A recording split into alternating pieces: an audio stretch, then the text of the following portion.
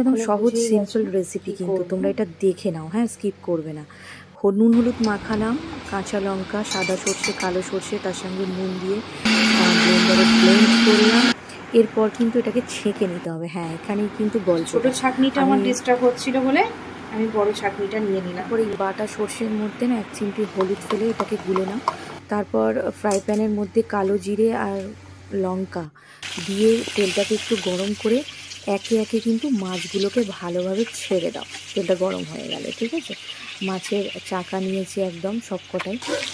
তো ছেড়ে দিয়ে এবারে এটাকে একটু একদিকটা ভাজা হয়ে গেলে আরেক দিকটা উল্টে নাও। উল্টে জাস্ট 2 মিনিট একটু ভাজা ভাজা হয়ে গেলেই কিন্তু তার মধ্যে দেখো এখানে সর্ষের তেল আর লাল গুঁড়ো লঙ্কাটাকে একটু রেখে দিলাম।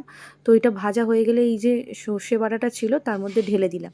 ঢেলে দিয়ে একটু কাঁচা লঙ্কা একটু দিয়ে দিলাম। কাঁচা লঙ্কা ইলিশ মাছে না দিলে ইলিশ মাছের টেস্ট হয় না। একটু হালকা করে নেড়ে চেড়ে নিয়ে ঢাকা দিয়ে দাও। আর এদিকে ওই যে লাল লঙ্কার গুঁড়ো আর সর্ষের তেল ওটাকে ভালোভাবে ফুটিয়ে নিয়ে কালারের জন্য এর উপরে ছড়িয়ে দাও। ব্যাস, ঝাক্কাস!